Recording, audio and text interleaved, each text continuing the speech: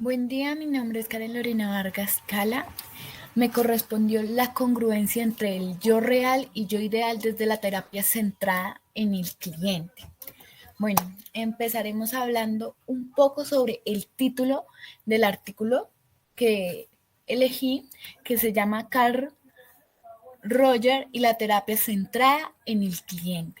El objetivo principal de este artículo, como lo expresa Roger, acoger los métodos psicoanalíticos ortodoxos hacia el trato de sus pacientes, sus técnicas y métodos psicoterapéuticos harían hacerla ganar mayor independencia a sus clientes como lo era Jessie Buff. Bueno, esta trabajadora social de Filadelfia que implementó una terapia de relajación que prescindía de cualquier intento de controlar la conducta de los pacientes. Los materiales son los humanos y el centro de asesoría de Rochester, y la población son los pacientes en general. Bueno, el desarrollo de este artículo. Antes de centrarnos como tal en la terapia hacia el cliente, hablaremos un poco sobre la congruencia entre el yo real y el yo ideal, donde podemos destacar que el yo real es la percepción y representación de las características que se atribuyen el sujeto a sí mismo. Por otro lado, el yo ideal es la representación de las características que le gustaría tener al sujeto, donde es la representación del cómo le gustaría ser. Es decir, el yo real es quien soy y el yo ideal es quien quisiera ser. Bueno, en la capacidad del terapeuta hacia el paciente es entrar en el mundo de esta persona y comprender con exactitud sus vivencias como si el terapeuta fuese el otro, ¿no? Bueno, esta comprensión empática facilita la concientización, favorece el acompañamiento terapéutico y promueve el desarrollo personal.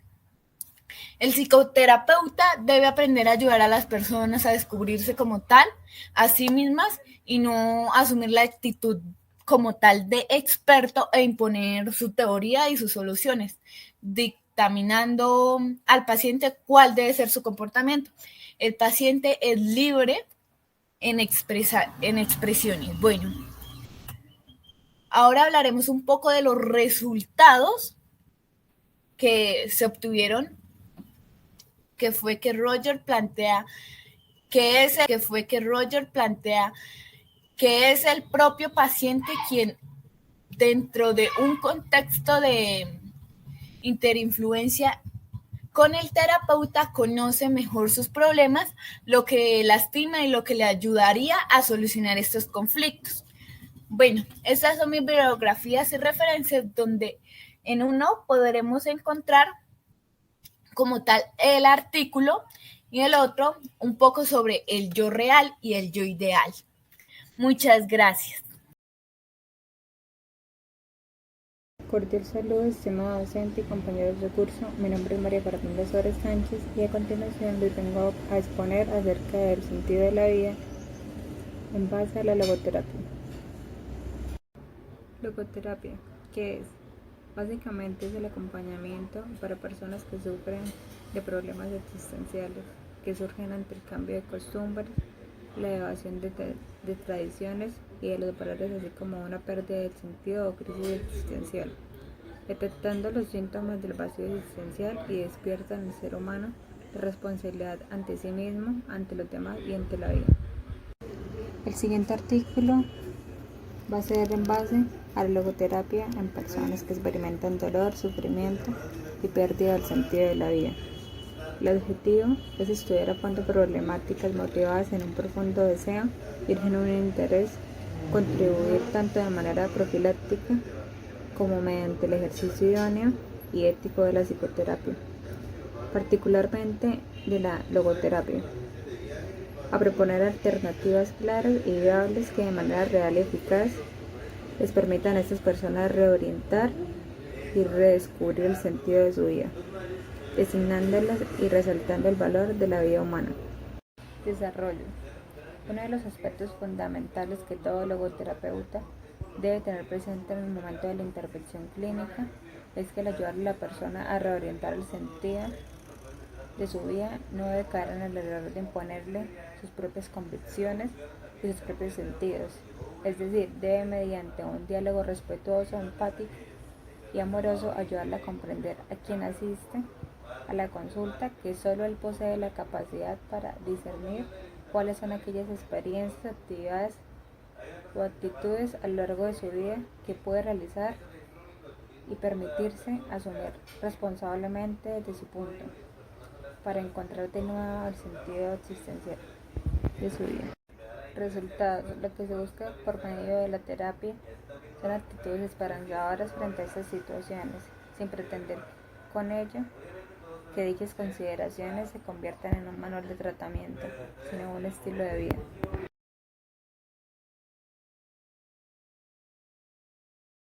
Mucho gusto, mi nombre es Ingrid Jimena Mesa Castillo y voy a hablar acerca de la percepción y el significado de la actitud gestáltica en la adolescencia del hogar en Casa Esperanza.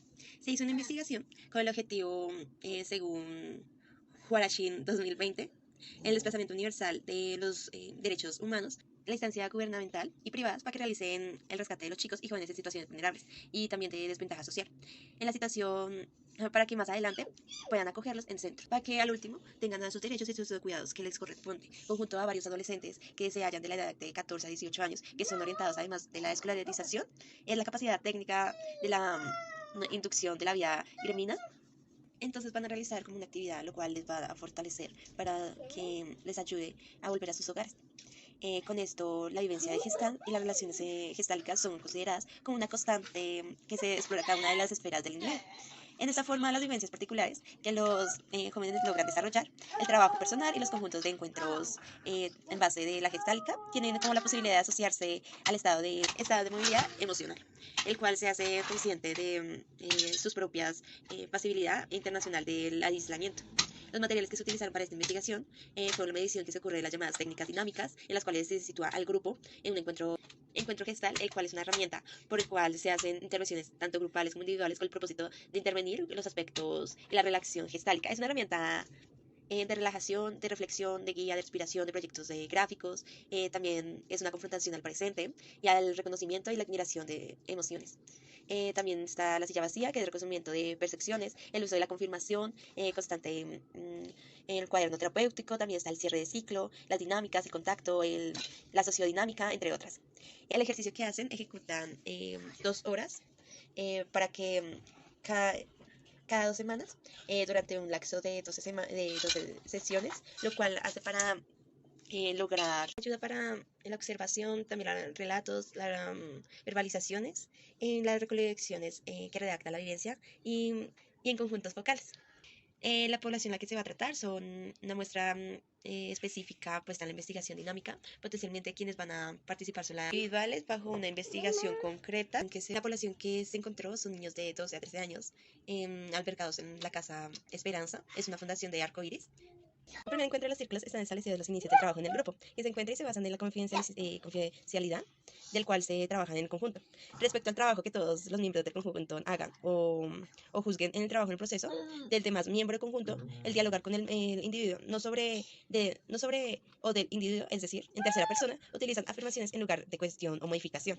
El yo creo, por el yo pienso o yo siento, son los que se van a tratar. Son varias sesiones en las cuales tienen bastantes temas, los cuales ayudan al individuo y a su conciencia y a su recuperación pronta, lo cual es un proceso mediante técnicas cualitativas como relatos, verbalizaciones, también como conjuntos vocales, también hacen como preguntas o para cuestionarse, ¿hay algo que le gusta al participante del grupo? ¿Has aprendido algo durante la participación en grupo? Son como preguntas, resultado. El resultado se puede evidenciar además la evolución del estado de conciencia y contacto de ellos mismos, al reconocer que sus propios procesos internos a lo largo del trabajo se realizaban en las dinámicas o experimentos propuestos de cada sesión. Las temáticas propuestas las técnicas sirvieron para proporcionar al participante del grupo el llevar a cabo que puedan posicionarse en el estado de conciencia o contacto de su propio ser y sobre lo que son evaluados en sus condiciones presentes. Gracias por escucharme. Buenos días, mi nombre es Maribel Rueda, estudiante de Psicología de la Universidad UDI. Bueno, a continuación voy a sustentar el artículo que elegí. Comenzaré por decir que la ansiedad es una condición psicológica crónica y debilitante para la persona que la padece y mucho más frecuente de lo que nosotros creemos. Es por eso que decidí escoger este artículo, ya que me llamó mucho la atención. Voy a empezar con el tema de cómo se va desarrollando este artículo. El título de este artículo es Terapia centrada en la persona con un cliente que experimenta dificultades de ansiedad social, un diseño de eficacia hermenéutica de caso único. ¿Cuál es el objetivo? Es desarrollar un caso de terapia centrada en la persona con un cliente que experimenta dificultades de ansiedad social, en el que se abordaron preguntas de investigación estándar de HSCD sobre el cambio del cliente antes y después, el papel causal de la terapia y los procesos de cambio. Materiales. Los materiales que se emplearon fueron profesionales terapeutas centrados en el cliente, implementando empatía en el caso. La ansiedad es una condición psicológica crónica y debilitante, como ya había mencionado, para la persona que la padece. El diseño hermenéutico de eficacia de caso único es un método de estudio de caso de método mixto legalista para evaluar la eficacia en casos individuales. Los resultados que se lograron en este proceso es que los jueces sostuvieron que el cliente cambió considerablemente, pero no sustancialmente, y que la teoría contribuyó considerablemente al cambio del cliente, ya que se logró a través de la empatía generar autoconciencia en el cliente y que asumiera técnicas progresivas para mejorar su calidad de vida.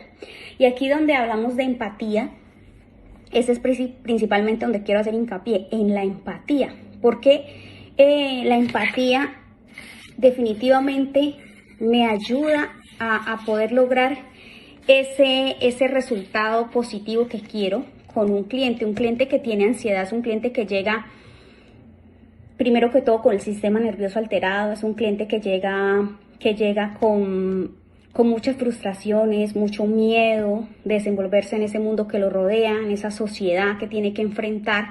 Así que la empatía me permite poder entender esos sentimientos de frustración y de cierta manera también el cliente puede ver que yo comprendo sus emociones, cómo se está sintiendo, y eso me permite llegar a esa conexión con él para poder sacar adelante la terapia. Así que la empatía es crucial y fundamental.